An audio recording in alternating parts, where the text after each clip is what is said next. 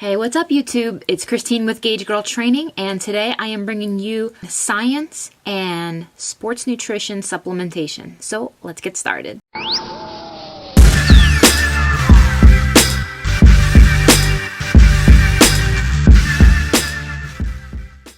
Alright guys, so today I wanted to have a conversation with you all regarding the science behind sports nutrition supplements.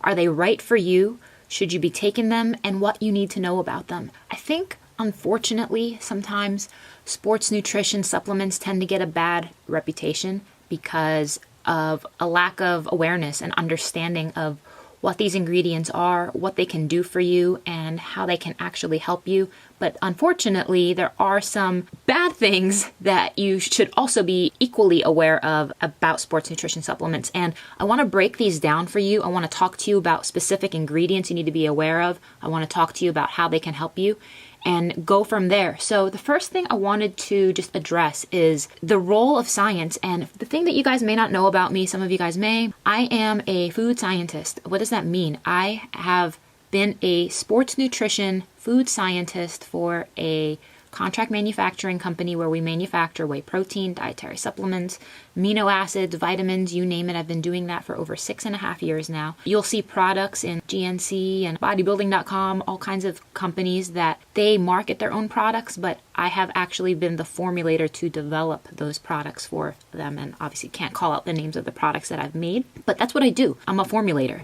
And I'm a chemical engineer by training. I used to work for DuPont, and now I'm doing online meal planning and coaching and using this knowledge to help you guys. The thing is, because of breakthroughs in science, we are now seeing athletes break world records, people running faster and faster. We are seeing powerlifters lifting heavier and heavier than ever before. So many people running marathons these days, and ultra marathons and triathlons, and you never would have seen this type of stuff like 10, 20, 30 years ago. But the reality is we understand a lot more about the nutritional composition of foods than we ever have before. It wasn't until the 1990s that you were required to start putting a nutritional label on food and calling out the calories and the macros. That wasn't that long ago in all reality. And while you yourself, you may never personally try to break a world record or perform an epic feat, it doesn't mean that you personally can't benefit from applying the research from sports nutrition science to your personal physique goals. In a separate video, I talked about how whey protein is made and how it was actually discovered. And just real quick recap on that,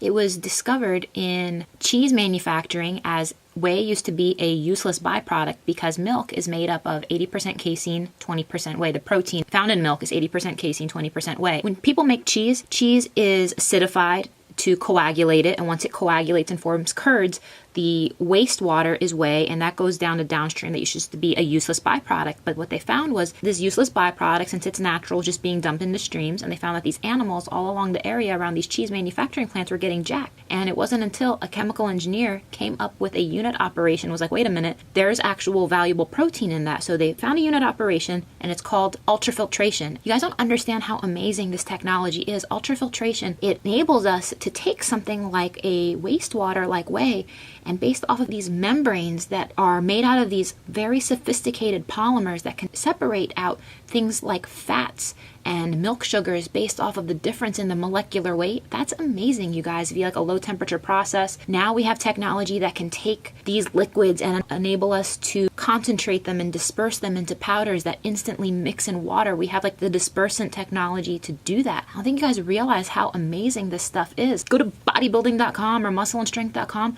and you see all the different flavors of a protein that you can get. The fact that you can get s'mores protein flavor, do you guys understand the science that went into that? Or like raspberry flavor? We have this technology called FTIR where you can take real raspberries and look and study the peaks of the chemical bonds and see what that is, and then you can try to duplicate it with naturally derived chemicals and create more advanced flavor profiles than ever before. Advances in science have also led to being able to make a ton of different protein sources. If it wasn't for the ability to extract and concentrate and do all these unit operations behind the scenes that you guys don't see. We now have vital collagen peptides, we have whey protein, we have milk protein, we have pea protein, we have soy protein, hemp protein, sunflower seed protein, beef protein, egg white protein. Do you guys understand? Like, there's so much science that goes into that. We also now have the technology that allows us to characterize all of the amino acids in a complete protein, and not only characterize those amino acids, but we can pull them out and separate them and create separate products like